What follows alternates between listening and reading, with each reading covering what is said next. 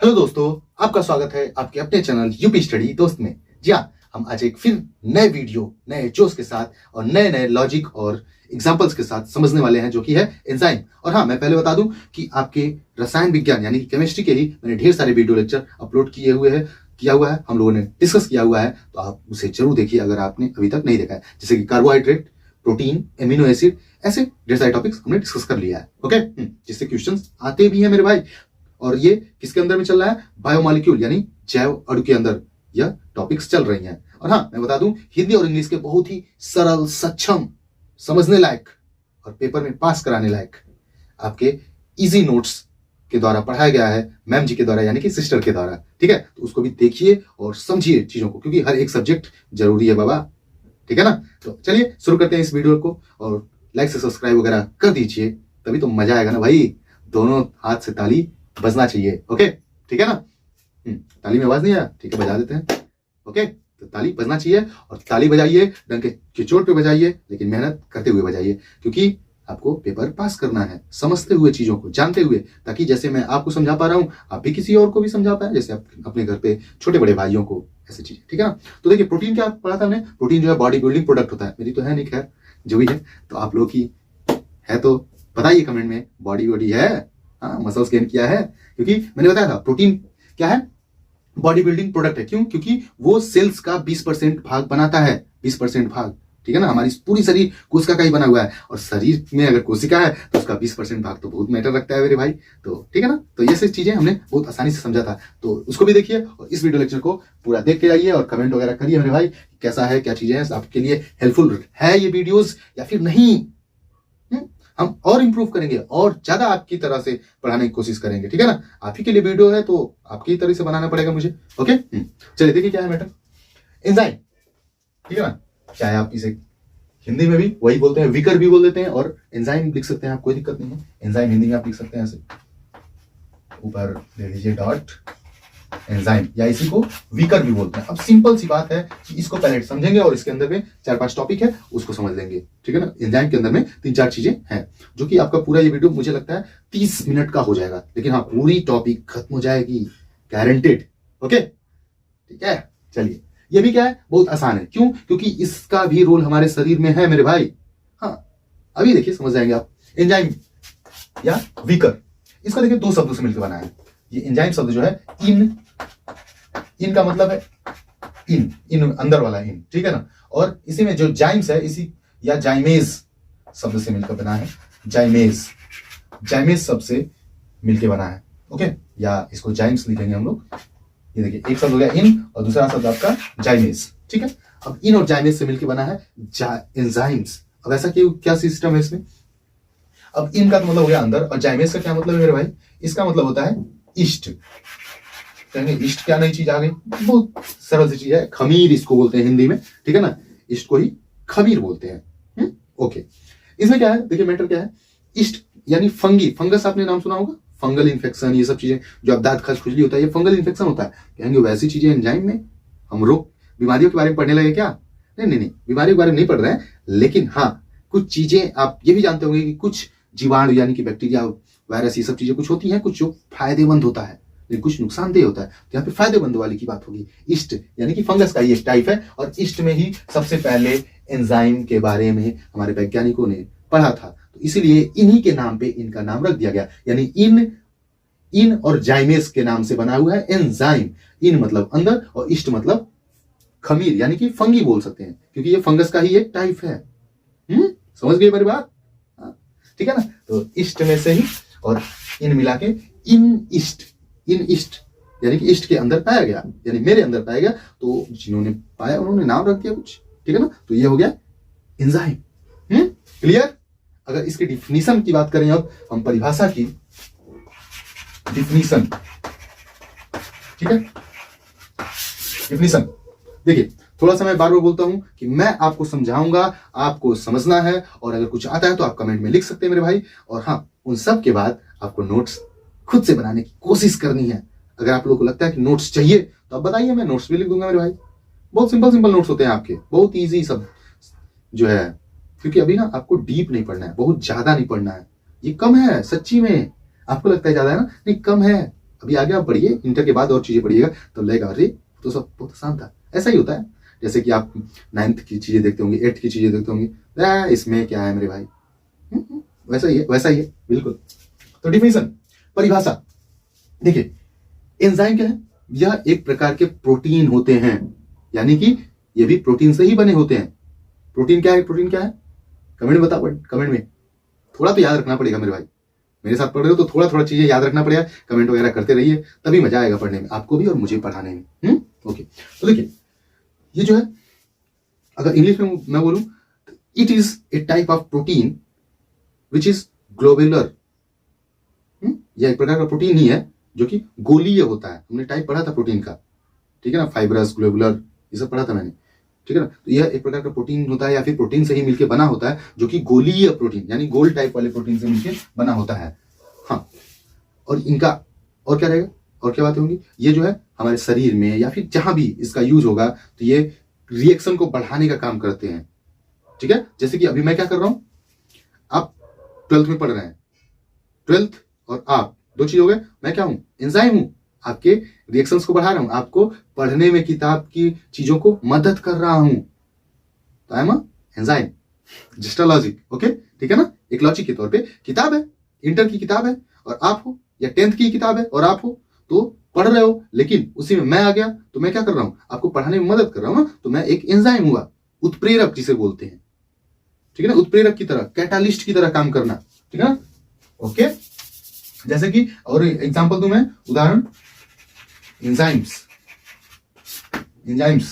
में जैसे कि प्रोटीन है हमारे शरीर में, अच्छा ये जानते रहिए, हमारी प्रोटीन जो है ना पाचन के तौर पे काम कराते हैं। पाचन का मतलब है कि हमारे शरीर में ढेर सारी चीजें हम खाते हैं, जैसे carbohydrate, protein, amino acid, calcium, ये सब जाते हैं शरीर में ना, बहुत सी ढेर सारी चीजें हम जो खाते हैं, तो उनको हमारे शरीर के लायक बनाने के लिए, शरीर को यूज करने लायक, शरीर में ऐसा नहीं है कि आप जो खाए वो यूज हो जाता है, अगर सब यूज हो जाता है तो सुबह शाम आप जो निकालते हो, जो स्टूल्स बोलते हैं, लैट्रिन बोलते हैं, फीकस बोलते हैं, मल बोलते हैं, वो निकलता नहीं। तो उसमें से कुछ चीजें निकलती है जिनका हमारे शरीर के लिए यूज होता है, तो वो जो निकलती भी है ना, उनमें भी कुछ ऐसी चीजें कराई जाती हैं जो यूज करने लायक बनाए उन्हें। जैसे सिंपल सी बात है, आप सब्जी लाए मार्केट से सब्जी लाए तो बनेगा तो सब्जी रोटी ही, लेकिन हाँ उसको यूज करने लायक घर पे लाके बनाना पड़ता है, काटना पड़ता है, धोना पड़ता है। वैसे सेम जो शरीर में गया है उसको यूज करने लायक बनाने के लिए ढेर सारे केमिकल रिएक्शंस होते हैं। तो उन्हीं में से जैसे कि प्रोटीन आपके शरीर में अगर गया है, आपने प्रोटीन खाया, दाल वगैरह खाया है, तो इसमें रिएक्शन होगा तो पेप्टोन बनेगा, पेप्टोन। ये प्रोटीन का सिंपल फॉर्म होता है, प्रोटीन का एक आसान सा फॉर्म होता है, जिससे क्या होगा, आसानी से प्रोटीन टूट जाएगा और छोटे छोटे जब भागों में टूटेगा, यानी कि मॉलिक्यूल में टूटेगा, अणुओं में टूटेगा, तो शरीर में यूज हो पाएगा आसानी से। लेकिन हाँ किसके प्रेजेंस में होता है मेरे भाई, यहां पे होता है एंजाइम पेप्सिन।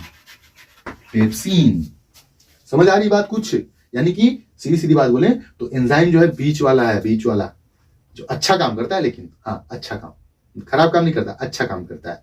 ओके, ये रिएक्शंस को बढ़ा देता है, यानी रिएक्शंस को अच्छे से करा देता है, ठीक है ना। तो ये बात होती है इसमें। ओके, तो ये हो गया एंजाइम की बातें। तो एंजाइम में ही अगर किताबी तौर पे मैं एंजाइम की बात बताऊं आपके, जैसे मैं किताब पास में रखता हूं, मैं बोलता हूं मेरे पास वो क्या बोलते हैं, सॉरी अच्छे से पकड़ते हैं किताब को, ठीक है ना।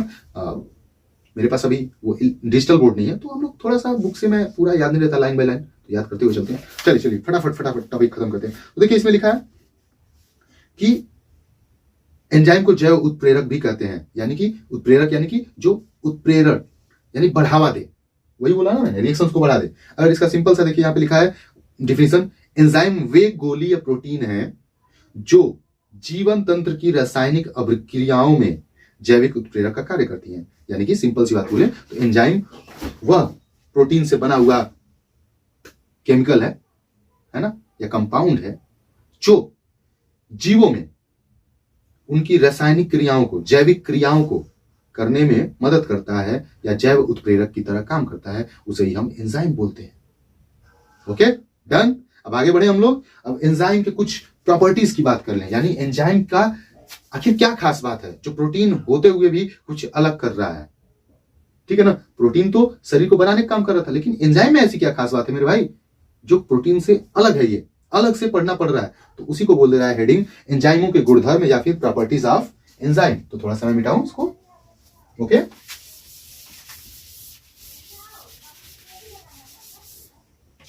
Properties of enzymes. तो देखिए यहां पे 1 2 करके हम लोग पढ़ेंगे, थोड़ा सा नंबरिंग करके, ठीक है ना। चीजें जैसे कि है, सभी एंजाइम प्रोटीन होते हैं, सभी एंजाइम प्रोटीन होते हैं, यानी कि क्या, जैसे कि हमारा शरीर है तो पूरा किसी का भी शरीर रहेगा वो सेल्स से बना ही होगा,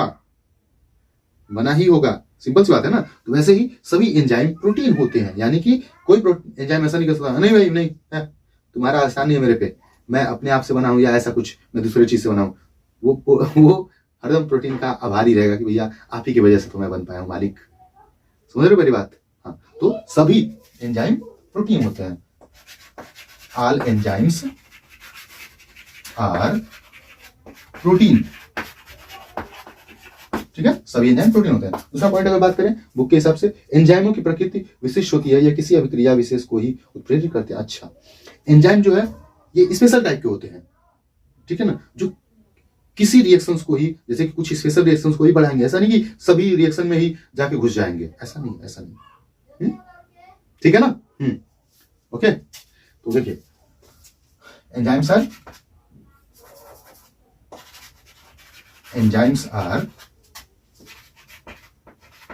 स्पेशल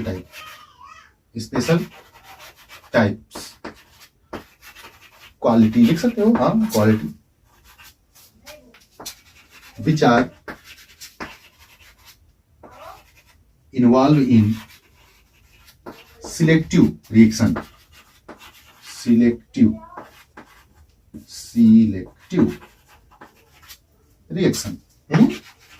आप कहेंगे भैया इंग्लिश में क्या लिख रहे हैं? अरे भाई हिंदी इंग्लिश आप तो महान हो मेरे भाई, चैट करते हो धड़ल्ले से, हाँ, और बोलते हो इंग्लिश में क्यों लिख रहे हो?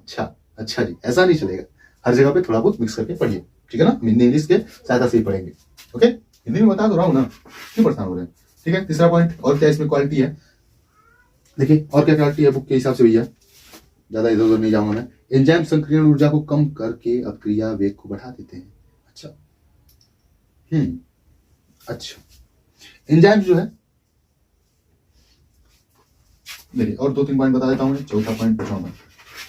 एंजाइम्स को जो है थोड़ी सी ही मात्रा में रिएक्शंस, मतलब सॉरी, एंजाइम जो है थोड़ी सी ही मात्रा में रिएक्शंस को उत्प्रेरित कर देते हैं, ठीक है ना, यानी थोड़ी सी मात्रा एंजाइम की कैटालिस्ट की तरह पे काम कर सकती है, ज्यादा जरूरत नहीं होती है ना।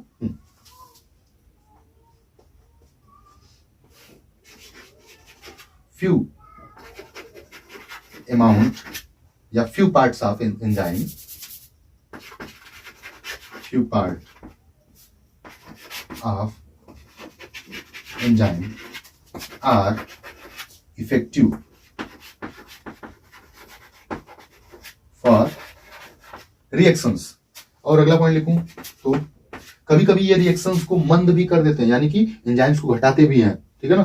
तो ये ऐसे आपको अगर घटाने का दिखाना है, ऐसे नीचे की तरफ आप सिंबल दिखा सकते हैं, चिन्ह जो बोलते हैं, चिन्ह, ठीक है ना, नीचे की तरफ, यानी कि रिएक्शन को घटाते भी हैं। ये नीचे हो गया, तो ये घटाना हो गया, रिएक्शंस को घटाते भी हैं, रिएक्शन, ठीक है, ये हो गया। और इसमें क्या है, ये मंद कर देते हैं और ये उत्प्रेरित करते हैं, थोड़ी सी मात्रा इनकी उत्प्रेरित कर सकती है, ओके।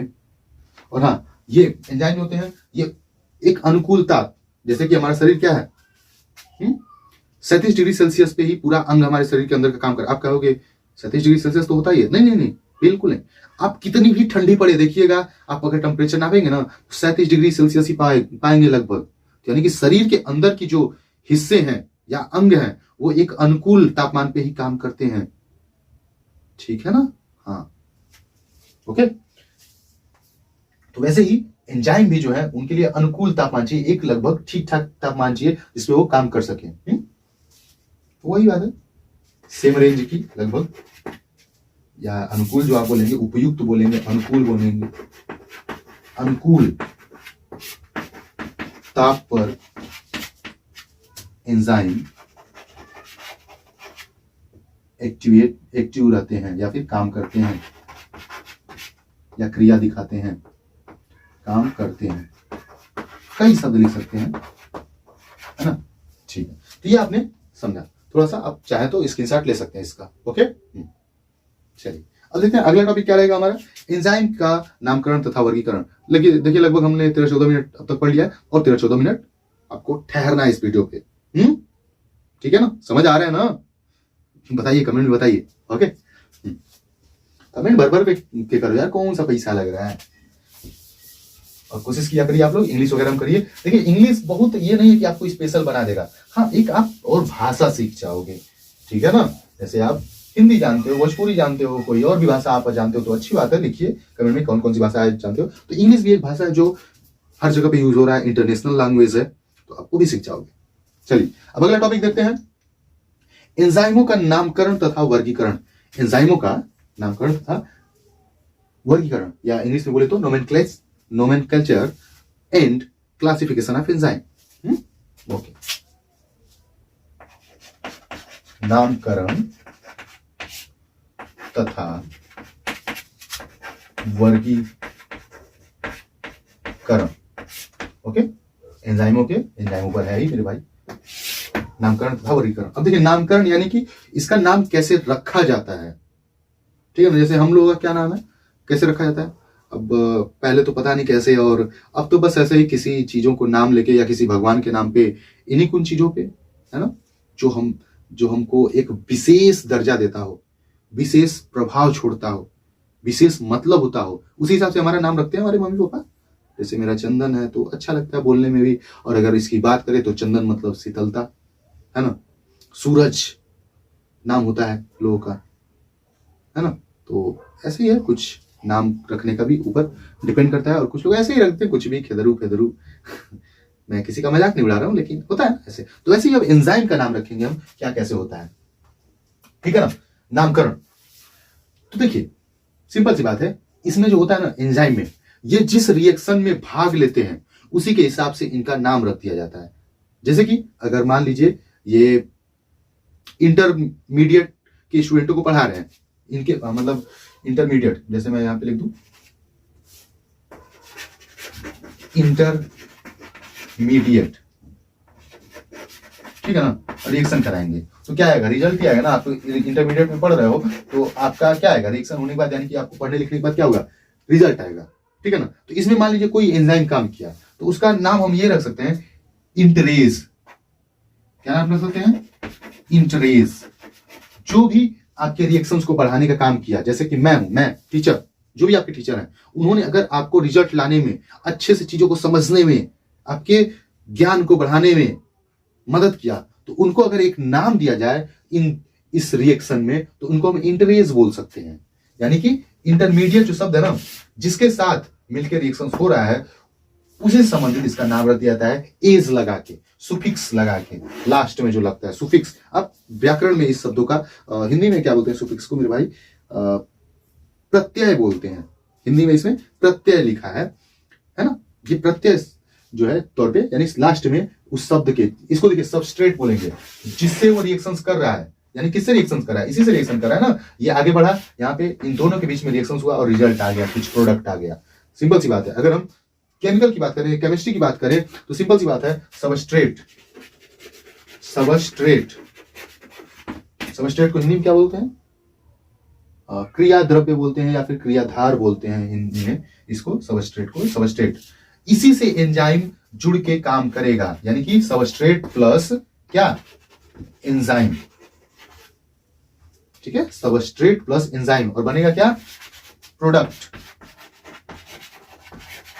किसी भी रिएक्शन में अगर एंजाइम भाग ले रहा है, एंजाइम खुद नहीं रिएक्शन करेगा, कोई इसका कोई ये नहीं है अस्तित्व है कि ये एंजाइम जो है खुद से रिएक्शन करके कुछ बना दे रहा है, दो एंजाइम आपस में मिलकर, ऐसा कुछ नहीं है। ये किसी न किसी चीज से रिएक्शन करेंगे और उसके रिएक्शन को बढ़ाएंगे या उन रिएक्शन में मदद करेंगे, है ना, किन्हीं चीजों से मिलके उनकी मदद करेंगे, बस इतना ही करेंगे। ये खुद से नहीं कि मैं एंजाइम हूं, मैं अपने तरीके से रिएक्शन करूंगा, ऐसा कुछ नहीं करेंगे ये, ठीक है ना। तो सबस्ट्रेट यानी जिससे भी ये, जिसके मेरे साथ यानी जिसकी की मदद करते हैं उसे सबस्ट्रेट बोलते हैं, और एंजाइम तो एंजाइम होता ही है, जो बनता है उसे प्रोडक्ट बोल देते हैं। ये छोटी छोटी एंजाइम के नीचे आप ये सब एग्जांपल लिख सकते हैं, कोई दिक्कत नहीं है, अच्छा नंबर मिलता है। अब कहोगे पता नहीं आएगा नहीं, अरे आए चना है, तुम्हें समझ आ रहा है ना, समझो, अरे पढ़ रहे हो तो पढ़ो ना, परेशान हो, ओके, चलिए, तो ये चीजें हैं, आपने समझा। तो हाँ, मैं नोमेनक्लेचर की बात कर रहा था, जैसे कि नामकरण की। तो नामकरण कैसा होता है इनका नामकरण इसी प्रकार से होता है, जैसे जिस भी रिएक्शन में ये भाग ले रहे हैं सबस्ट्रेट के साथ, तो उसी सबस्ट्रेट के हिसाब से इनका नाम रख दिया जाता है, ठीक है ना। जैसे ऑक्सीडेशन एक क्रिया होती है जिसमें हाइड्रोजन मॉलिक्यूल या इलेक्ट्रॉन के मॉलिक्यूल जो है निकलते हैं यानी रिमूव होते हैं। अभी हम लोग आगे देख रहे हैं वही चीजें। हाँ, इलेक्ट्रॉन हाइड्रोजन, ठीक ठीक ठीक, मैं सही से पढ़ा रहा हूँ। Oxidation, okay. देखो, गलत पढ़ाने से अच्छा है कि श्योर कर लो देख के, कोई दिक्कत नहीं, ठीक है ना। ऑक्सीडेशन ये प्रोसेस है जिसमें ये रिएक्शन होता है किसी भी केमिकल कंपाउंड के अंतर्गत, चाहे जो भी है, जैसे H2O है, उसके अंतर्गत अगर रिएक्शन हो रहा है तो इसमें से हाइड्रोजन को ये निकालेगा। ऐसी ये रिएक्शन की खासियत है ना, नाम दिया गया है जो। तो जब ये होगा तो अगर इसमें कोई एंजाइम भाग लेता है या एंजाइम इस क्रिया को कराने में मदद करता है तो इसका नाम हो जाएगा ना भाई, जो एंजाइम का नाम इसमें दिया जाएगा। तो ऑक्सीडेशन में कौन से एंजाइम मदद किया? ऑक्सीडेज, ऑक्सीडेज यानी कि एज लग जाएगा इसमें, जो है सुफिक्स एज लगता है, ASE, ठीक है ना। तो ऑक्सीडेशन, ऑक्सीडेज, अब प्रोडक्ट कुछ भी बनेगा जिसके बीच में हो रहा है उससे हमें क्या मतलब मेरे भाई, हम लोग बस समझ रहे हैं, समझ रहे हैं। अभी एक एग्जांपल में केमिस्ट्री का दिखा भी दूंगा, केमिकल का। समझ आई बात? नोमेनक्लेचर समझ आया? तो आपको नोमेनक्लेचर अगर पूछ देता है एक नंबर में कि एंजाइम के नामकरण के बारे में बताइए, या नामकरण कैसे किया जाता है, या नामकरण से आप क्या समझते हैं, तो क्या लिखेंगे? एंजाइम जो है एक देखिए, थोड़ी सी बढ़ाएंगे हम। एंजाइम क्या है? एंजाइम जो है गोलीय प्रोटीन या फिर प्रोटीन का बना होता है जो कि जैविक क्रियाओं में या अभिक्रियाओं में बहुत मददगार होता है या फिर मदद करता है, जिसे हम जैव उत्प्रेरक भी कहते हैं या जानते हैं। ठीक, ये बात हो गई। अब इसमें बात करेंगे हम कि जो एंजाइम शब्द है इसका नामकरण या एंजाइम्स के नामकरण को हम कैसे कर सकते हैं। इसमें जो है लास्ट में या अंत में सुफिक्स जोड़ के, ASE, एज जोड़ के जो है हम नामकरण करते हैं। और वो भी कहां जुड़ेगा, कैसे जुड़ेगा, ये भी लिखेंगे कि वो उसमें भी कुछ बाध्यता है जिस सबस्ट्रेट से वो जुड़ता है, जिसे क्रियाधार हिंदी में बोल रहे थे हम, है ना। जिस सबस्ट्रेट से जुड़ता है उसी के अंत में हम एज जोड़ देते हैं। ये हो गया पूरा नामकरण। जैसे कि एक एग्जांपल दे दीजिएगा, ऑक्सीडेशन। ऑक्सीडेशन में जो एंजाइम भाग लेगा उसे हम ऑक्सीडेज लिख देंगे, ठीक है। ये एग्जांपल आप लिखिए इसको, ये लॉजिक नहीं है, ये एग्जांपल है, ठीक है ना। लॉजिक में क्या होता है कि आपको कुछ भी बातें बता के, हम कहीं की भी बात कर रहे हैं केमिकल की, बताएंगे हम कोई दोस्त की बात, तो वो तो एग्जांपल लिखोगे नहीं ना, तो ये एग्जांपल है, वो लॉजिक होता है। ओके, ये अंतर है थोड़ा सा। तो ये आप समझ गए नोमेनक्लेचर की बात। अब इसी में एक शब्द था वर्गीकरण। वर्गीकरण, तो वर्गीकरण देखिए मुख्य रूप से इसको 6 भागों में बांटा गया है, या फिर 6 तरीके से हम जानते हैं एंजाइम को, ठीक है ना। हाँ, समझ आ रही है भाई? मैं मान रहा हूं थोड़ी सी हो सकता है आपको दिक्कतें हो रही हो, लेकिन समझो ना, थोड़ा सा आप टॉपिक रफली लिखते जाया करिए, समझ आएगा आपको। ओके, देखिए अब जैसे कि लिखा है इसमें, सन 1962 की international union of biochemistry report में संशोधित एंजाइमों का वर्गीकरण की रूपरेखा दी गई है। अगर आप 1962 की बात की जाए तो उसमें फिर जो है आया जो international IUBR international union of biochemistry research, इनके द्वारा जो है 1962 में तो वैसे काम किया गया था 1962 में, लेकिन वहां पे थोड़ी गलतियां हो गई थी, तो उन्होंने संशोधित करके फिर से 1964 में जो है वर्गीकरण बताया एंजाइम का, ठीक है। एंजाइम का वर्गीकरण 1964 में प्रस्तावित किया गया कि भैया कैसे कैसे हम इसे अलग अलग बता सकते हैं, लेकिन है क्या एंजाइम ही। चलिए, वर्गीकरण का मैं बार बार पहले भी मतलब आपको बता चुका हूं कि एंजाइम का मतलब, वर्गीकरण का मतलब होता है कि रहेगा वही चीज लेकिन उसमें कुछ क्वालिटी अलग रहेगा, तो उनको अलग अलग नाम देना पड़ता है, ठीक है। तो एंजाइम ही रहेंगे कुल मिला जुला के, लेकिन उनका कुछ गुण अलग है। जैसे कि पहला देखिए आएगा ऑक्सीडो रिडक्टेज। ऑक्सीडो रिडक्टेज, अब देखिए नाम उसी तरीके से एज आ रहा है, एज, ऑक्सीडो रिडक्टेज। अब इसमें क्या होता है मेरे भाई वही सिंपल सी बात है जो अभी मैंने ऑक्सीडेशन का बताया आपको। ये देखिए, ये इस प्रकार का रिएक्शन है, या इस समूह में बड़ी संख्या में एंजाइम होती हैं जो कि भाग लेती हैं। ये एंजाइम इलेक्ट्रॉनों तथा हाइड्रोजन आयनों के स्थानांतरण द्वारा कार्य करती हैं। सिंपल सी बात करें तो ऑक्सीडोरिडक्टेज में जो एंजाइम यूज होंगे वो ऑक्सीडेज होंगे, ऑक्सीडेज नाम होगा उनका, या और भी ढेर सारे नाम हो सकते हैं, जो ऑक्सीकरण अपचयन अपक्रियाएं कराएंगी। अच्छा, सिंपल सी बात है, ऑक्सीडोरिडक्टेज, ठीक है ना, यह ऐसे एंजाइम होते हैं जिसमें एंजाइम के प्रेजेंस में या तो इलेक्ट्रॉन मूव करेंगे या तो हाइड्रोजन जो है इधर से उधर जाएंगे अगर रिएक्शन हो रहा है। जैसे कि यहाँ पे सबस्ट्रेट हो गया, सिंपल सी बात है, इसमें कहीं भी एग्जांपल देना है सीधे सबस्ट्रेट लिखिए, एस मींस सबस्ट्रेट, प्लस क्या होगा, एंजाइम, ठीक है ना, एंजाइम बनेगा क्या, प्रोडक्ट, पी, ठीक। तो यहां पे सबस्ट्रेट के द्वारा या सबस्ट्रेट के सहयोग में एंजाइम यूज होगी या भाग लेगा, और वो क्या करेगा, हाइड्रोजन को रिमूव आउट करेगा, यानी प्रोडक्ट तो बनेगा ही, या यहाँ पे हाइड्रोजन भी बचेगा आपका, ठीक है ना, तो हाइड्रोजन निकल जाएगा रिएक्शन से। सिंपल सी बात है। तो ऑक्सीडोरिडक्टेज एक ऐसा टाइप का एंजाइम है जिसमें जब एंजाइम भाग लेता है, रिएक्शन करवाता है, तो उसके बाद जो है हाइड्रोजन के मॉलिक्यूल जो है बाहर निकल जाते हैं या फिर स्थानांतरित हो जाते हैं। ठीक है, मैं सही हूं, हाँ सही है, ठीक है ना। तो ये चीज हो गई। यहाँ पे एग्जांपल में आप एंजाइम के जगह पे बस ये लिख देंगे क्या, ऑक्सीडेज, ऑक्सीडेज हिंदी में भी आप लिख सकते हैं, इंग्लिश में लिख सकते हैं, कोई दिक्कत नहीं, एग्जांपल का नाम ऑक्सीडेज। तो ये आपने ऑक्सीडोरिडक्टेज एक नाम समझ लिया। इसमें अंतर क्या है, देखिए ये भी है क्या, एंजाइम, लेकिन इसमें क्या कुछ खासियत है, ये हाइड्रोजन के मॉलिक्यूल या फिर इलेक्ट्रॉन बोल सकते हैं, उसको स्थानांतरण करता है, यानी कि बाहर निकालता है, सबस्ट्रेट से बाहर निकालता है। ठीक है, ये एक आपने टाइप समझा। देखिए सभी एंजाइम ही होंगे लेकिन कुछ खासियत हो गई। दूसरा क्या नाम है दिया है, ट्रांसफरेज, समूह स्थानांतरण अभिक्रियाएं। इसको सिंपल से अगर बात करें हम तो इसका ये लॉजिक होता है, क्या है, ट्रांसफरेज, ट्रांसफरेज, ठीक है, ये दूसरा टाइप हो गया। अब कहेंगे ट्रांसफरेज, इसमें देखिए कुछ कुछ नामों से ही आप समझ सकते हैं, ऑक्सीडेशन, ट्रांसफॉर्मेशन, यानी कि कुछ चीजें इसमें ऐसा होगा जिसकी वजह से नया बन जाएगा, सीधे सीधे नया। इसमें क्या होता है ना, इसकी क्या खास बात है इस एंजाइम की, ट्रांसफरेज। देखिए ये एंजाइम का नाम ही है सीधे सीधे, है ना, ट्रांसफरेज। एक ऐसे एंजाइम्स होते हैं जो रिएक्शन में अगर भाग लेंगे तो सीधे सीधे समूह को ही, ग्रुप को ही स्थानांतरित कर देंगे। जैसे कि अगर मैं बात करूं यहाँ पे COOHCH3 ये लिखा हुआ है, ठीक है ना, तो ये ऐसे भाग यहाँ पे रिएक्शंस होगा। यहाँ पे ट्रांसफरेज जो है आपका क्या रहेगा, उत्प्रेरक की तरह काम करेगा, कैटलिस्ट की तरह काम करेगा, ठीक है ना, ट्रांसफरेज ये एंजाइम है।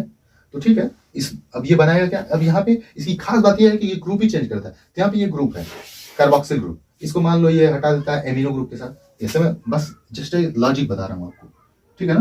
तो यहाँ पे एमिनो ग्रुप आपका NO2 हो जाएगा प्लस CH3 हो जाएगा, ठीक है। तो ये इस एंजाइम का ये खास बात है कि ये आपके ग्रुप को ही रिप्लेस ट्रांसफर कर देता है, ग्रुप को ही सीधे। वहां पे क्या हो रहा था, फर्स्ट में हाइड्रोजन या इलेक्ट्रॉन जो है ट्रांसफर होंगे, समझ आ गई बात। तो लिखेंगे ट्रांसफरेज एक ऐसे एंजाइम है जिसमें जब एंजाइम रिएक्शन में भाग लेता है तो ये ग्रुप का ही स्थानांतरण कर देता है, सिंपल सी बात है। तो अब यहां पे भी अगर आपको कोई लॉजिक नहीं याद है तो S लिखिए, सबस्ट्रेट प्लस एंजाइम, और एरो दिखा के यहाँ पे ट्रांसफरेज आप एंजाइम का नाम लिख देंगे, और लास्ट में यहाँ पे दिखा देंगे product, P for product plus क्या, ग्रुप।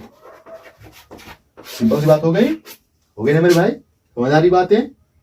तो दबा के लाइक करो और कमेंट करो और शेयर करो मेरे भाई, कितना ही लाइक करोगे, एक ही लाइक बटन होता है यूट्यूब पे ठीक है ना। तो शेयर करिए आप लोग। ये थोड़ा सा अच्छा मैं लिख देता हूँ, आप तो स्क्रीनशॉट ले लिए करिए, आपको आसानी होगा नोट्स बनाने में। यहाँ पे मैंने COOHCH3 लिखा था, ठीक है। यहाँ बीच में क्या रहेगा, ट्रांसफरेज रहेगा। ओके, हो गया। चलिए नोट्स बनाते रहिए, मैं चेक करूंगा, मैं कहाँ ही चेक करूंगा, आप खुद को चेक करिए, आप खुद से चोरी मत करिए। अब देखिए तीसरा आता है हाइड्रोलेज, और जो है मुश्किल से 5 मिनट लगेगा 5 मिनट लगेंगे, 5 मिनट में काम खत्म हो जाएगा।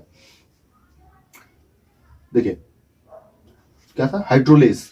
इसमें देखिए हाइड्रोलिसिस की बातें हो रही हैं, हाइड्रोजन पानी की कुछ बातें हो रही हैं, ऐसा कुछ समझ आ रहा है। Hydrolase, hydrolysis, hydrolase. ये देखिए हाइड्रोल तक तो था, एस जुड़ गया है, एस नामकरण वाली बातें आ रही हैं, है ना। तो हाइड्रोलेस, इसमें क्या होता है, ये ऐसे एंजाइम है जिसमें हाँ, ये हाइड्रोलेस ऐसे एंजाइम है जो जिस भी रिएक्शन में भाग लेंगे वहां पे पानी की सहायता से जो है बांड वगैरह टूटेंगे ही टूटेंगे, ठीक है ना। वहां पे पानी निकलेगा, H2O बनेगा, उससे के वजह से वहां पे ढेर सारी जो बांड है वो टूटेंगे, निकलेंगे। जैसे कि इसमें लिखा भी है, इन एंजाइमों की क्रिया द्वारा बड़े तथा जटिल अणु विदलित हो जाते हैं तथा विखंडित बंधों द्वारा जल का संयोजन हो जाता है। ओके, जैसे कि ये लैक्टोज का लिखा एग्जांपल देख लेते हैं थोड़ा सा। हम अगर कार्बोहाइड्रेट जब पढ़े थे तो हम आपको याद होगा, C रहता है, H2 रहता है और O रहता है। तो C यहाँ पे है 12, अब यहाँ पे हाइड्रोजन जो है 22 और O रहेगा 11, ठीक है। तो इसके प्रेजेंस में रिएक्शन हो रहा था, सॉरी यहाँ पे प्लस H2O है, पानी है, इसके प्रेजेंस में रिएक्शन हो रहा है, ठीक है ना, रिएक्शन हो रहा है। तो यहाँ पे एंजाइम का नाम लिख दिया। देखिए एंजाइम में जैसे क्या है, हाइड्रोलेस, हाइड्रोलेस ही तो एंजाइम है, ठीक है ना, हाइड्रोलेस,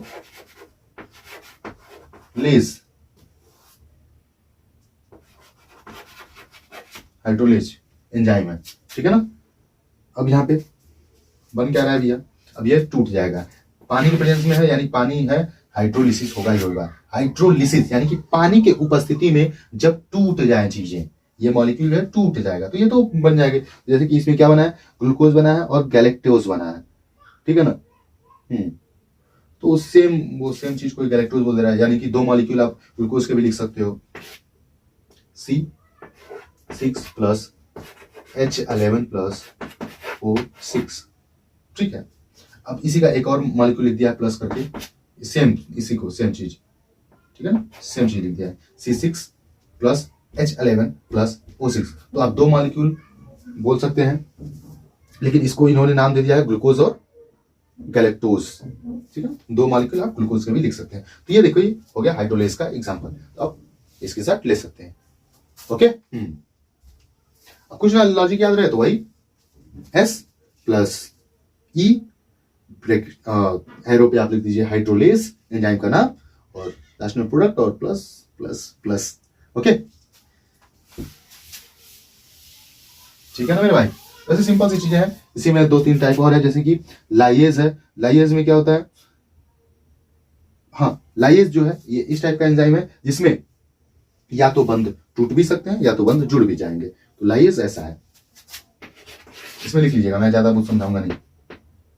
क्या है लाइएज का स्पेलिंग, LYAS, लाइएज। लाइएज ऐसा एंजाइम है जो रिएक्शंस में जब भाग लेगा तो बांध को, 2 बांड जो डबल बांड जो होती है उसको या तो तोड़ भी सकता है या तो नहीं भी तोड़ेगा, लाभ हानि दोनों करेगा। ये तो सिंपल सी बात है। इसी में अगला आता है आइसोमरेज। आइसोमरेज क्या है, समवयवी अभिक्रिया।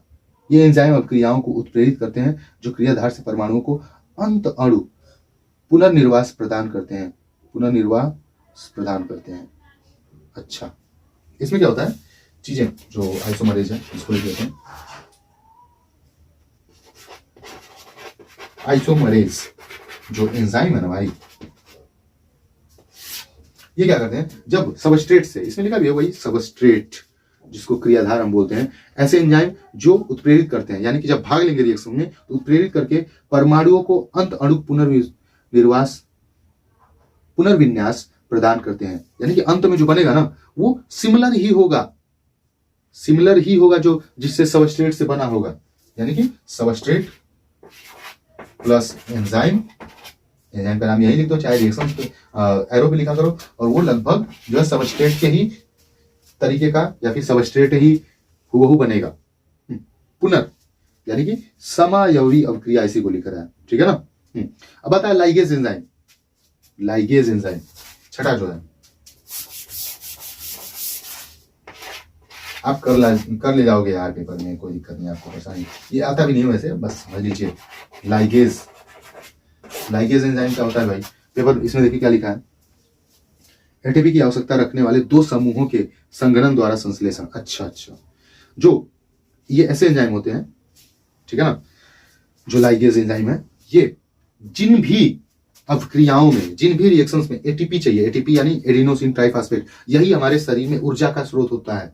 जैसे कि बाहर क्या है, आग है, ऊर्जा का स्रोत किसी चीज को, जैसे कि पहले रेल का इंजन चलता था कैसे, कोयला से यानी आग से, तो ऊर्जा का स्रोत हुआ ना, पूरे इंजन को चलाने लगता था। अभी क्या है, इलेक्ट्रिक है, तो ऊर्जा का स्रोत इलेक्ट्रिक है। वैसे ही यहाँ पे एटीपी रहता, एटीपी है हमारे शरीर में, एटीपी एडिनोसिन ट्राइफॉस्फेट। तो लाइगेज में क्या होता है, लाइगेज जो एंजाइम है, ये किसी भी रिएक्शन में भाग लेगा जहां पे एटीपी जरूरत होती है उस रिएक्शन में, यानी एटीपी हमारे शरीर की बात हो रही है, शरीर में जब कोई रिएक्शन होता है जिसमें एटीपी की जरूरत होती है, वहीं पे ये एंजाइम भाग लेते हैं, लाइगेज जी, ठीक है ना, लाइगेज जो एंजाइम है ये भाग लेते हैं।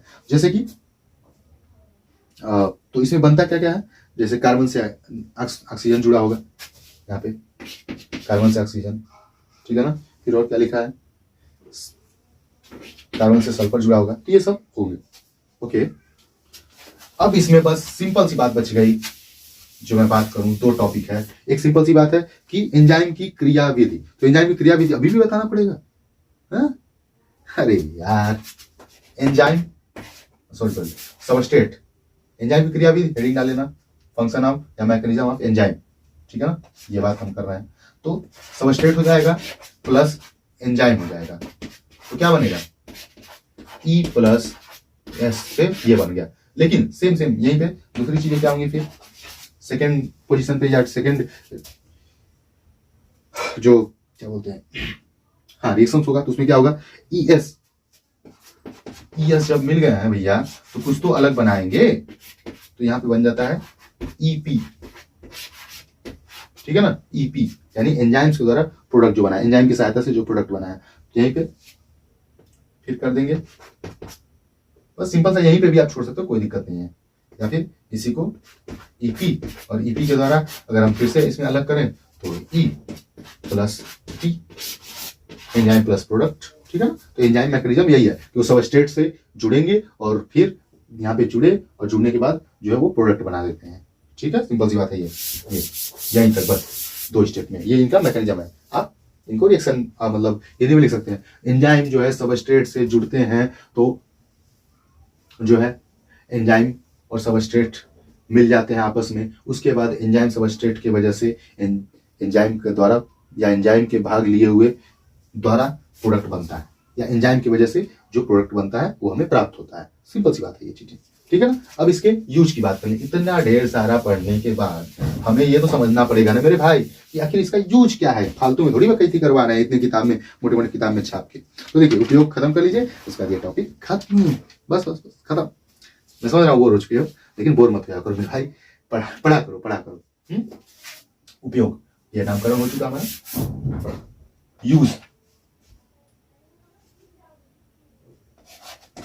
यूज ऑफ एंजाइम, ठीक। इसको भी नंबरिंग करके हम समझ लेंगे। अगर मैं सिंपल की बात करूं तो ये देखिए ढेर सारी चीजें होती हैं इनका, जैसे कि ये मेडिकल फील्ड में यूज होते हैं, हाँ मेडिकल फील्ड में, जैसे कि यूनिजाइम, मैं नंबरिंग करके लिख जाता हूं, दवा के तौर पे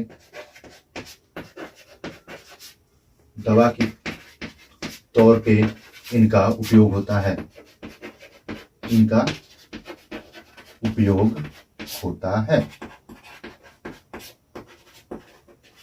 जैसे कि एग्जांपल में अगर बात करूं तो यूनिजाइम ये क्या करता है, शरीर में जो मतलब हमारे पेट ओट में जो खाना हम खाते हैं उसको पचाने में मदद करता है, यूनिजाइम। जैसे कि मैंने बताया था, प्रोटीन को तोड़ने में पेप्सिन मदद करता है, प्रोटीन को पचाने में बोल सकते हो आप, ठीक है ना। तो वैसे सीधी सी बात हो रही है। यहीं पे दूसरी टॉपिक लिखे अगर हम, तो ये हमारे वो क्या बोलते हैं, खाने पीने वाली जो चीजें होती हैं, बेकरी बोलते हैं ना, क्या लिखा है यहाँ पे, औद्योगिक, हाँ वो बोल सकते हो बेकरी में, बकरी नहीं बेकरी लिखिएगा, बेकरी के उत्पादों के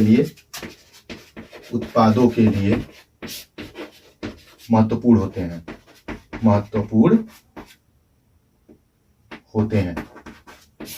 कैसे? जो आपके पावरोटी वगैरह आते हैं, पावरोटी, उदाहरण लिख लीजिएगा, पावरोटी। ये कैसे होता है? अब ये घर का रोटी जो बनता है वो थोड़ा सा मतलब टाइट ही होगा, उसमें ज्यादा स्पेस नहीं पाया था या ज्यादा फूला नहीं होता है, फुसफुस नहीं होता है, स्पंजियस। लेकिन जो पावरोटी वगैरह होता है वो एकदम दबाओगे जैसे दबता जाएगा। उसमें क्या होता है, वो जैसे 24 घंटा 48 घंटा जैसा उनका रेसिपी है, उतने पहले वो आटे को गीला कर देते हैं, यानी कि मिक्स करते हैं पानी साथ, जो क्या बोलते हैं, गूंथ देते हैं। तो उसके बाद वो जब 24 घंटे तक रहते हैं ना, उसमें आ जाते हैं ईस्ट जो है, फंगी, खमीर जो बोलते हो, उनके द्वारा एंजाइम उनमें से बनने लगता है, और उस एंजाइम की वजह से वो जो आटा होता है गुथा हुआ, पानी में मिलाया हुआ, वो फूल जाता है, उसमें गैसेस आ जाते हैं, गैसेस बन जाते हैं, जिससे वो और बढ़िया हो जाता है, सॉफ्ट हो जाता है। तो ये सब चीजें होती हैं, जिसे हम फर्मेंटेशन भी बोलते हैं, ठीक है ना। और तीसरी चीज है किण्वन, जो बोलते हैं हिंदी में किण्वन प्रक्रिया के लिए उपयोगी, या इसी को बोल सकते हैं आप वाइन, शराब के लिए, अल्कोहल बनाने के लिए ये मददगार होते हैं किण्वन प्रक्रिया। जैसे कि जौ वगैरह में किण्वन प्रक्रिया के लिए आवश्यक होते हैं। ये होता क्या है, जौ वगैरह जो भिगा के रख दिया जाता है, ठीक है ना, जौ को भिगा के रख दिया जाता है, जौ महुआ पता नहीं क्या क्या बनता है डाल के, मतलब है ना, आप जानते हो, ठीक है, बताने की बात नहीं है, ये सब चीजें सुना होगा आपने। तो उसमें क्या होता है, भिगा के जब रख दिया जाता है ना, तो उसमें भी क्या होता है, सेम चीजें, उसमें भी ईस्ट उत्पन्न हो जाते हैं। अब कहेंगे उत्पन्न कहाँ होते हैं? अब ऐसे घून जो देखे गेहूं में पड़ जाते हैं, वो कहाँ से उत्पन्न होते हैं? वो हो जाते हैं मेरे भाई, उनमें होता है बहुत, वो देवता का वरदान है उनमें, वो बाद में पढ़ेंगे हम लोग दूसरे वीडियो लेक्चर में, बायोलॉजी में, ओके। तो किण्वन प्रक्रिया के लिए भी ये होते हैं, क्योंकि वहां पे वो जाएंगे, फिर वहां पे एंजाइम्स ढेर सारे निकलेंगे, उसकी वजह से क्या होगा, वहां किण्वन, फर्मेंटेशन होगा, और वो बढ़िया से उसमें जो है ढेर सारे केमिकल्स उत्पन्न हो जाएंगे रिएक्शंस करके, ओके। सबस्ट्रेट क्या होगा, जौ, एंजाइम आएगा और वहां पे कुछ प्रोडक्ट बन जाएगा, ठीक है ना। चौथी चीज इसी में और देख लें, जैसे कि औद्योगिक में ही, हाँ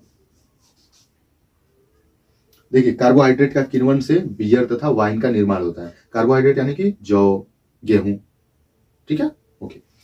हाँ, दूध के स्कंदन से पनीर बनाना, यानी दूध से पनीर बनाने में भी, ओके। मिल्क टू चीज,